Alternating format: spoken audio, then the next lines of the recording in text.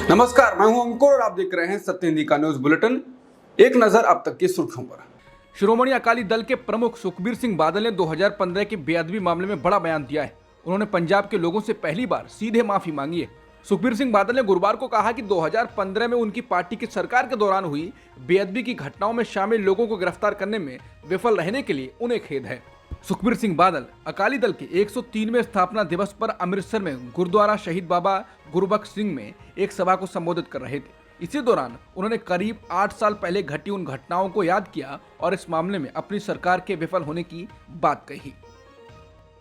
मुख्यमंत्री मोहन यादव ने कार्यभार संभालते ही अपने तेवर दिखाने शुरू कर दिए हैं। पहले धार्मिक स्थलों पर लाउड स्पीकर और खुले में मांस की बिक्री पर बैन लगाकर और अब बीजेपी कार्यकर्ता पर हमला करने वाले आरोपी के घर बुलडोजर चलाकर सीएम मोहन यादव ने संकेत दे दिए हैं। मोहन यादव कहीं न कहीं यूपी के सीएम योगी आदित्यनाथ के पदचिन्हों पर चलते हुए दिखाई दे रहे हैं। राजधानी भोपाल में आरोपी फारूक राइन के घर पर यह बुलडोजर चलाया गया है। दरअसल कुछ दिन पहले राजधानी भोपाल में आरोपी फारूक राइन ने बीजेपी कार्यकर्ता देवेंद्र ठाकुर पर जानलेवा हमला किया था। यह हमला तलवार से किया गया था। इस हमले में देवेंद्र ठाकुर की हथेली कट गई थी। तलवार के एक ही हमले में हथेली कटकर अलग हो गई, जिसके बाद आरोपी फारूक राइन को गिरफ्तार कर हत्या के प्रयास का मुकदमा दर्ज किया गया था। मोहन यादव ने बीते दिन ही मध्य प्रदेश के 19वें मुख्यमंत्री के तौर पर शपथ ली और एक दिन बाद ही सीएम मोहन यादव एक्शन में आ गए और बीजेपी कार्यकर्ता पर ये जानलेवा हमला करने वाले आरोपी फारूक राइन के घर बुलडोजर चलवा दिया। देश के सबसे बड़े ऋणदाता भारतीय स्टेट बैंक की एक रिपोर्ट के अनुसार भारतीय मतदाताओं के बीच लिंग अंतर कम हो रहा है और 2024 के लोकसभा चुनावों में महिलाओं की भागीदारी लगभग आधी होगी। बैंक के आर्थिक अनुसंधान विभाग द्वारा गुरुवार को प्रकाशित रिपोर्ट में कहा गया, भारत के राजनीतिक क्षेत्र में महिलाओं की बढ़ती भागीदारी पिछले दशक की सबसे महत्वपूर्ण कहानियों में से एक है। महिला मतदाता अब महत्वपूर्ण भूमिका निभा रही हैं। समाचार एजेंसी पीटीआई की रिपोर्ट के मुताबिक दिल्ली की पटियाला हाउस कोर्ट ने गुरुवार को लोकसभा की सुरक्षा में सेंध लगाने के आरोप में गिरफ्तार चारों आरोपियों को 7 दिनों के लिए दिल्ली पुलिस स्पेशल सेल की हिरासत में भेज दिया है। चारों आरोपी मनोरंजन, सागर शर्मा, अमोल शिंदे और नीलम देवी को दिल्ली पुलिस ने विशेष न्यायाधीश हरदीप कौर के सामने पेश किया, जिन्होंने 15 दिनों के लिए उनकी हिरासत मांगी। बता दें, आरोपियों पर यूएपीए और भारतीय दंड संहिता यानी आईपीसी की विभिन्न धाराओं के तहत आरोप लगाए गए हैं। संसद में कल दोपहर एक बड़े सुरक्षा उल्लंघन के एक दिन बाद सदन की कार्यवाही में बाधा डालने के लिए आज 15 विपक्षी सांसदों को लोकसभा से निलंबित कर दिया गया है। ये निलंबन स्पीकर द्वारा सांसदों के नाम बताए जाने के बाद हुआ। निलंबित 15 सांसदों में से 9 कांग्रेस से, 2 सीपीएम से, 1 सीपीआई से और 2 डीएमके से हैं। समाचार एजेंसी पीटीआई की रिपोर्ट के अनुसार इससे पहले दिन में संसदीय कार्य मंत्री प्रहलाद जोशी ने 5 कांग्रेस सांसदों यानी TN Prathapan, heebie hidden, Jyothimani, Ramya Haridas और डीन कुरियाकोस को शेष सत्र के लिए निलंबित करने का प्रस्ताव पेश किया था। कांग्रेस प्रवक्ता सुप्रिया श्रीनेत ने कहा है कि 15 सांसदों को निलंबित कर दिया, जिनमें से 9 कांग्रेस के सांसद हैं। उनका गुना वो सुरक्षा में हुई चूक पर सवाल उठा रहे थे। 7 सुरक्षा कर्मियों को भी निलंबित किया गया है, लेकिन बीजेपी सांसद प्रताप सिम्हा, जिन्होंने एंट्री पास बनवाया, उनके खिलाफ कोई कार्रवाई नहीं। गृह मंत्री कहां दुबक गए ये कोई जानता नहीं। प्रधानमंत्री स्पीच बना रहे हैं, जल्द ही आकर कहेंगे कोई घुसा नहीं। डरपोक को है दमन का सहारा।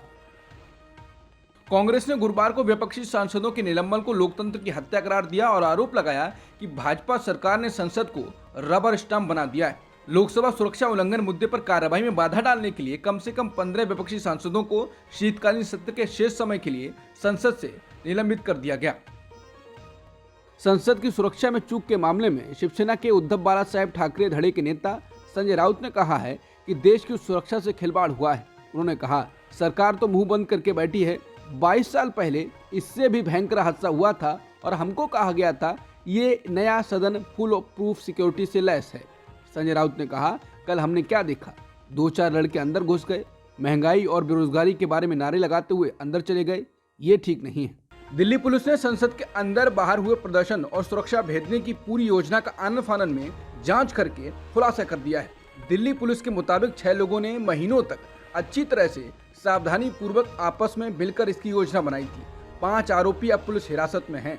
पूछताछ के दौरान आरोपियों ने पुलिस को बताया कि संसद की सुरक्षा भेजने का मुख्य उद्देश्य विभिन्न मुद्दों पर सरकार का ध्यान आकर्षित करना था। एनडीटीवी के मुताबिक सूत्रों ने बताया है कि 5 आरोपियों ने पुलिस को बताया कि वो बेरोजगारी, किसानों की परेशानी और मणिपुर हिंसा जैसे मुद्दों से परेशान थे।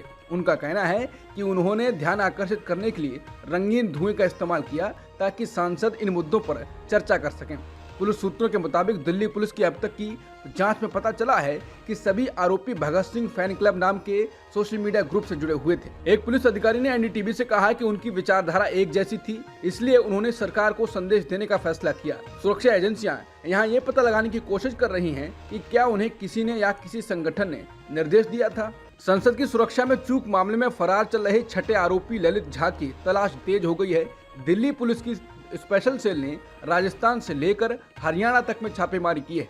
पुलिस ने अब तक जो जानकारी दी है उस हिसाब से ललित झा ही इस पूरे कांड का मास्टरमाइंड प्रतीत हो रहा है। बताया गया कि ललित झा संसद के बाहर से अमोल शिंदे और नीलम का वीडियो बना रहा था और उसने अपने इंस्टाग्राम पर इस वीडियो को अपलोड भी किया था। इतना ही नहीं, सूत्रों का कहना है कि सभी आरोपियों के मोबाइल भी उसी के पास थे। सूत्रों की माने जब अमोल शिंदे और नीलम संसद भवन के बाहर हंगामा कर रहे थे तब ललित झा ही उनका वीडियो बना रहा था। ये सभी पहले सोशल मीडिया से आपस में जुड़ने के बाद सिग्नल ऐप से जुड़े थे। जैसे ही हंगामा हुआ, ललित सभी का मोबाइल लेकर भाग गया। कांग्रेस ने गुरुवार को बीजेपी के आईटी सेल पर यह आरोप लगाया कि वो संसद की सुरक्षा में हुई चूक के मामले से लोगों का ध्यान भटका रही है। कांग्रेस का ये भी कहना है कि संसद में दर्शक दीर्घा से लोकसभा के फ्लोर पर कूदने वाले लोगों को बीजेपी के एक सांसद ने पास जारी किया था। कांग्रेस के महासचिव जयराम रमेश का यह बयान बीजेपी के आईटी सेल के प्रमुख अमित मालवीय के उस सोशल मीडिया पोस्ट के बाद आया है जिसमें उन्होंने एक्स पर बुधवार को संसद भवन के परिसर से गिरफ्तार की गई महिला की तस्वीर शेयर की थी। अमित मालवीय ने अपने सोशल मीडिया पोस्ट में जो तस्वीर शेयर की है उसमें वो महिला कथित तौर पर कांग्रेस के लिए कैंपिंग करती हुई दिखाई दे रही है। इस पर जयराम रमेश ने अपने बयान में कहा है, बीजेपी आईटी सेल किसी भी तरह से 2 तथ्यों से ध्यान भटकाना चाहती है। पहला, संसद की सुरक्षा में गंभीर चूक हुई थी। दूसरा, लोकसभा में खतरनाक ढंग से घुसपैठ करने वालों को मैसूर से बीजेपी सांसद प्रताप सिम्हा ने संसद में प्रवेश की इजाजत दी थी। बता दें, अमित मालवीय ने अपने बयान में संसद भवन के परिसर से गिरफ्तार की गई महिला को आंदोलनजीवी और कांग्रेस और विपक्षी गठबंधन इंडिया का सक्रिय समर्थक बताया था। बुधवार को लोकसभा की सुरक्षा में हुई बड़ी सुरक्षा चूक के मामले में गृह मंत्रालय ने केंद्रीय रिजर्व पुलिस बल के महानिदेशक अनीश दयाल सिंह की अध्यक्षता में एक जांच कमेटी बनाई है। गृह मंत्रालय की ओर से दी गई जानकारी में बताया गया है कि जांच कमेटी संसद की सुरक्षा में हुई चूक और इसकी वजहों की पहचान करेगी और इसे बेहतर करने के लिए मंत्रालय को जल्द रिपोर्ट सौंपेगी। मथुरा के श्री कृष्ण जन्मभूमि और शाही ईदगाह मस्जिद विवाद को लेकर इलाहाबाद हाईकोर्ट का फैसला आ गया है। कोर्ट ने शाही ईदगाह परिसर के सर्वेक्षण को मंजूरी दे दी है। इसके साथ ही कोर्ट ने चल रहे विवाद पर कमिश्नर नियुक्त करने को कहा है। कोर्ट कमिश्नर कौन होगा और कब से सर्वेक्षण शुरू होगा, इस पर हाईकोर्ट 18 दिसंबर को सुनवाई करेगा। अडानी एंटरप्राइजेज के निदेशक प्रणब अडानी ने आज कहा कि अडानी समूह ने बिहार में कई क्षेत्रों में 8,700 करोड़ रुपए का निवेश करने की योजना बनाई है और इससे लगभग 10,000 लोगों के लिए प्रत्यक्ष और अप्रत्यक्ष रोजगार पैदा होगा। अडानी बिहार बिजनेस कनेक्ट 2023 के पूर्ण सत्र को संबोधित कर रहे थे। कार्यक्रम को संबोधित करते हुए अडानी ने कहा कि बिहार को अब एक आकर्षक निवेश गंतव्य के रूप में देखा जाता है। उन्होंने कहा, विशेष रूप से सामाजिक सुधार, कानून व्यवस्था की स्थिति, साक्षरता और महिला सशक्तिकरण में बदलाव दिखाई दे रहा है। उन्होंने कहा, अब हम अपना निवेश 10 गुना करना चाहते हैं। उन्होंने कहा कि 8,700 करोड़ रुपए की इस निवेश योजना से समूह राज्य में नए क्षेत्रों पर काम करेगा।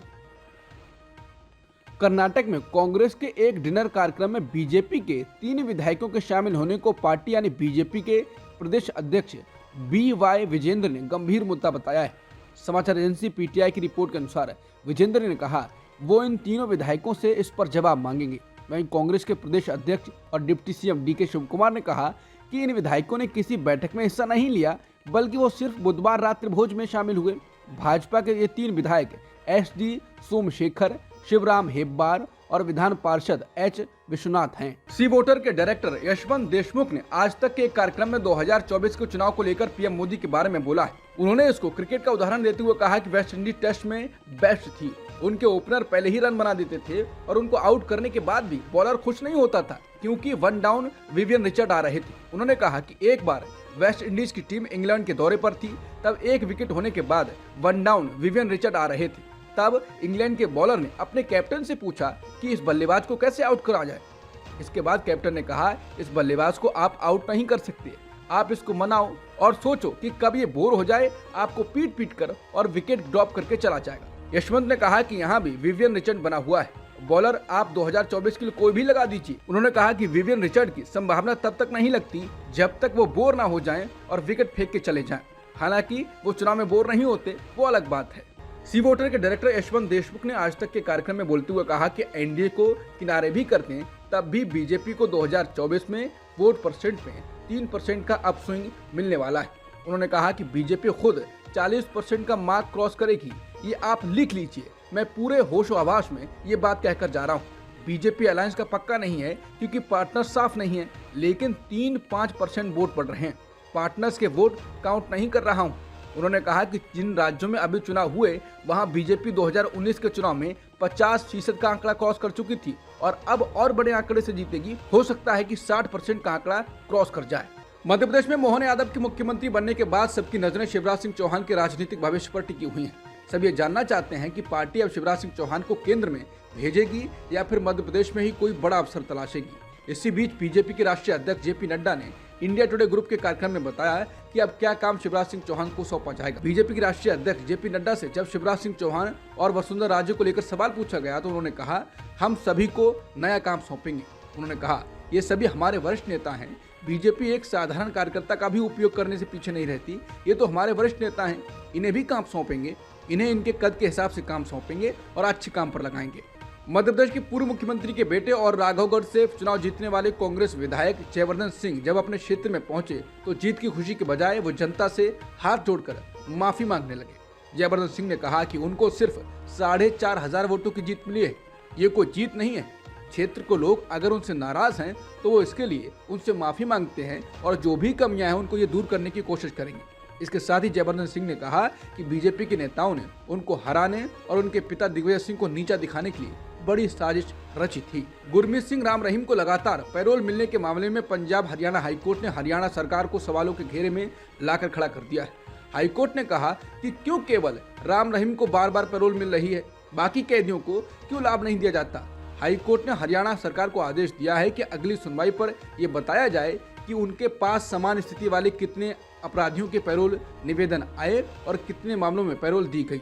इसके साथ ही पैरोल की मांग को लेकर हाईकोर्ट में लंबित याचिकाओं का ब्यौरा भी सौंपने का आदेश दिया गया है। शिरोमणि गुरुद्वारा प्रबंधक समिति ने याचिका दाखिल करते हुए राम रहीम को बार बार हरियाणा सरकार द्वारा दी जा रही पैरोल के खिलाफ जनहित याचिका दाखिल की। खाने पीने के सामानों के दामों में बढ़ोतरी के बीच नवंबर में भारत की थोक महंगाई दर बढ़कर 0.26% पर पहुंच गई है। इससे पहले अक्टूबर महीने में ये -0.52% पर थी। 7 महीने बाद है जब थोक महंगाई 0 के ऊपर रही है। खाद्य महंगाई 1.07% से बढ़कर 4.69% हो गई है। अमेरिका के बढ़ते दबाव के बाद इजरायल ने बुधवार को गजा युद्ध को अंतर्राष्ट्रीय समर्थन के बिना भी जारी रखने के अपने दृढ़ संकल्प की घोषणा की। विदेश मंत्री एली कोहेन ने कहा, इजरायल अंतर्राष्ट्रीय समर्थन के साथ या उसके बिना हमास के खिलाफ युद्ध जारी रखेगा। इजरायली मंत्री कोहेन ने कहा, मौजूदा चरण में युद्ध विराम आतंकवादी संगठन हमास के लिए एक गिफ्ट होगा। इससे उसे वापस लौटने और इजरायल के निवासियों की धमकी देने की अनुमति मिल जाएगी। बता दें, अमेरिकी राष्ट्रपति ने सोमवार को कहा था कि दुनिया में लोग इस युद्ध के खिलाफ हो रहे हैं। उन्होंने कहा कि गजा पर अंधाधुंध बमबारी के कारण हमास के खिलाफ युद्ध के लिए ग्लोबल समर्थन होने का जोखिम है। भारतीय टीम का दक्षिण अफ्रीका पर T20 में पिछले 5 वर्षों से चला आ रहा वर्चस्व खतरे में है। दूसरा T20 हारने के बाद 0-1 से पिछड़ी भारतीय टीम के सामने गुरुवार को तीसरा और अंतिम मैच जीतना जरूरी है। इस मैच को जीतने पर भारत 1-1 से सीरीज बराबर करने में कामयाब हो जाएगा। अगर उसके हिस्से में हार आई तो T20 में 8 साल बाद उसे दक्षिण अफ्रीका के हाथों हार मिलेगी। दक्षिण अफ्रीका अंतिम बार 2015-16 में भारत में हुई T20 सीरीज 2-0 से जीता था। भारत अब तक दक्षिण अफ्रीका में एक भी 3 मैचों की सीरीज T20 की नहीं हारा है। भारत के लिए वनडे वर्ल्ड कप 2023 में हीरो साबित हुए गेंदबाज मोहम्मद शमी को खेल के क्षेत्र में दिए जाने वाले सम्मान अर्जुन अवार्ड के लिए नॉमिनेट किया गया है। इसके साथ ही सात्विक साईराज रंकीरेड्डी और चिराग शेट्टी की मैन बैडमिंटन डबल्स की जोड़ी को मेजर ध्यानचंद खेल रत्न पुरस्कार के लिए चुना गया है। समाचार एजेंसी पीटीआई ने खेल मंत्रालय के सूत्रों के हवाले से बताया कि बीसीसीआई ने अर्जुन अवार्ड खेल के क्षेत्र में दिए जाने वाला भारत का दूसरा सबसे बड़ा अवार्ड है। अब तक की सुर्खियों में इतना ही। बाकी खबरों के लिए बने रहिए सत्यहिंदी.com के साथ।